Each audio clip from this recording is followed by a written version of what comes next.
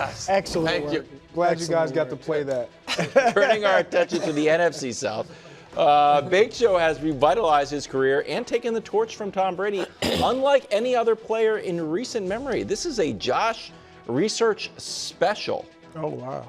In the last 9 years, if your favorite team had a legendary quarterback who left, you have not won your division since, unless you've got the Big Show. Last Bucs lost Brady.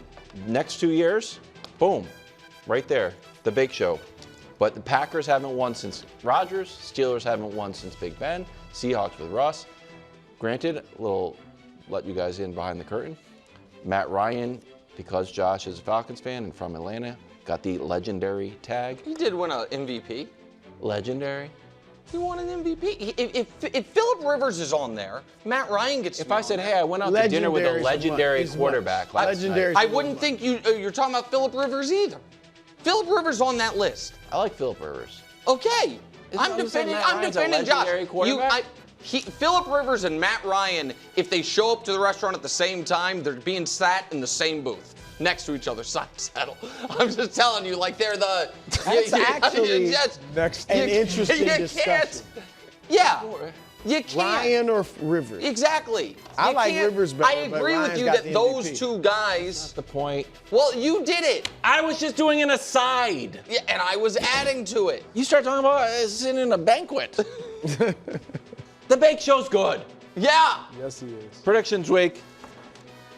Can I go? Yes.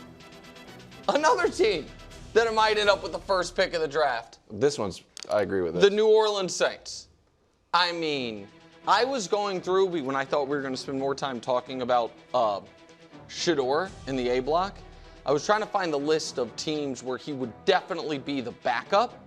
Because I'm like, obviously he wouldn't be the starter anywhere. Then I got to New Orleans. I'm like, maybe. I'm like, he might start over Spencer Rattler. Like it's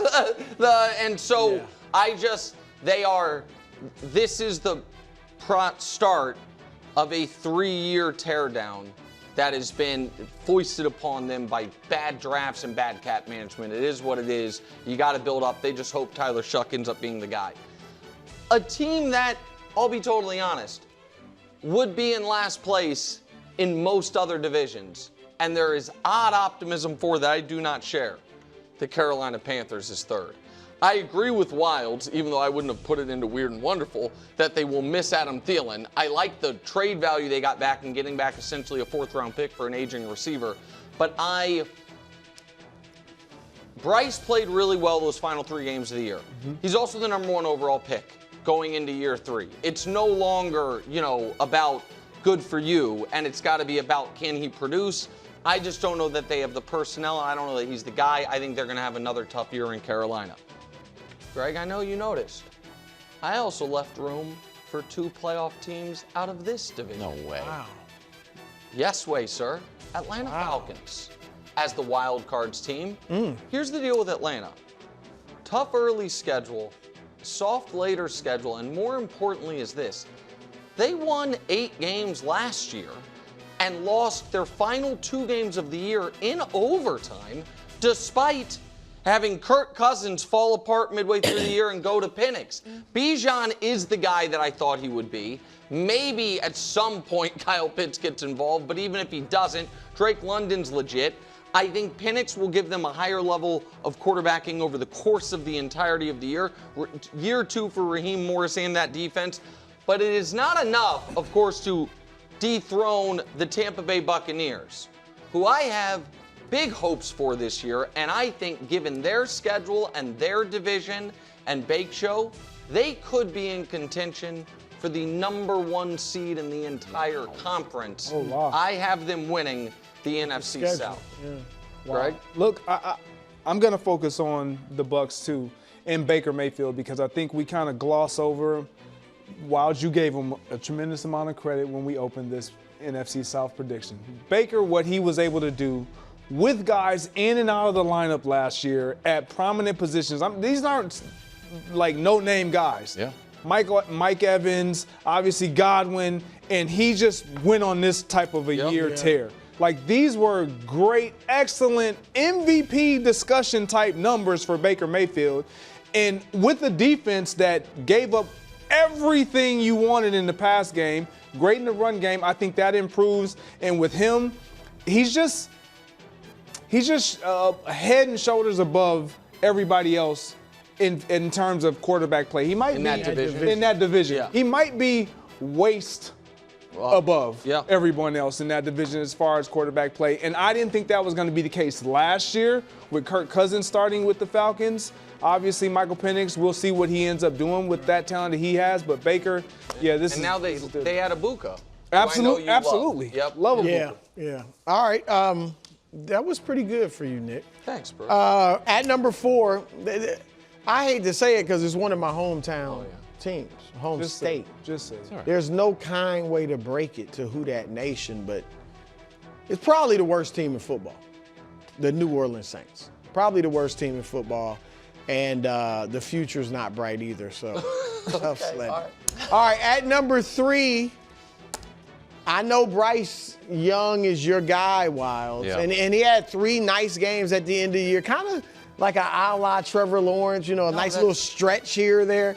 I would love to see him really, capitalize on that and become a good quarterback. I'm not convinced. I'm not convinced he's going to do it. All right. Secondly, here's where it's the same as Nick. I just don't have them in the playoffs. Now I do like Atlanta. I thought strongly about putting them in the playoffs. The offense I do like. They're loaded, as you mentioned. The question is, what is Penix? And he looked good last year. I think he looked good, but I almost think he didn't look as good as some people are saying. Oh. I thought he looked good, but, Threw for a bunch of yards. Yeah, I like him, but I think that's the question. What is Michael Penix? Because you guys mentioned some of the weapons that they have. Yep. And I think the defense, let's see what they do this year, too.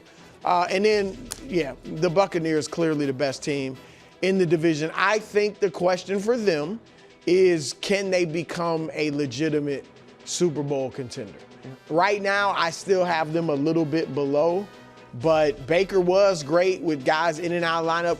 God, remember, will be back, so you'll have 3 really excellent receivers. So, and Bucky Irvin helped a lot. The run, and now that you had a run game, so they're going to be good. Yeah, the thing about the Falcons, I love where they are. I love the talent that they have on their team. They got guys that kind of budded last year a little bit. Michael Penix Jr., we'll see what he's able to do with the talent he has. We can show their numbers with Bijan Robinson, one of the best running backs in all of football. Drake London popped for me last year. I was waiting on him to pop. This is the year for Kyle Pitts. There's been a tremendous amount of talk and discussion revolving around him and what Michael Penix Jr., the relationship status with those two and their chemistry that they're developing. We'll see what that looks like. But the unsung hero on this offensive side is going to be Kirk Cousins and what he provides to Michael Penix Jr. from the sideline. That's interesting. Not just because he's going to be trying to get his job back. I know how competitive he is, but he's still going to be ingratiated in what they do offensively and engaged in the success of this young man. And if he pops, I wouldn't be surprised. I don't have them winning this division. I wouldn't be surprised if they gave the Buccaneers a run for their money. Are you ruling out a Kirk Cousins trade? No, I'm not. I think it would have to. If it hasn't happened yet, I'm going to rule it out for this year because I think it really, again, it depends on if Michael Penix Jr. just hits the ground running. It's on the board. Yeah, it's on the board. But if he's okay and he's being nurtured by Kirk Cousins, I don't see them letting him go. I think it has more to do with does Jared Goff suffer a high ankle sprain, something where he's going to be out 6 weeks. A quarterback for a team that has real championship aspirations, and it's like, hey, our quarterback's coming back, but he's out 2 months. Yep. You know what I mean? Like, if we don't keep us want in the playoffs. Yeah, just keep something like. I'm not trying to speak that for Jared Goff. Also, Bake Show, kind of sneaky contract year. He has 2 years left, but if he has another monster year, he gets $55 million. Yeah. Chiefs outside the top 10. Those guys are the best. I can't believe you had them play sad music, Brou. Well, they're sad about the graphic. I did not know they were coming out. Dust. Thanks for watching. Subscribe here to get more from the show and to check out clips from other shows on FS1.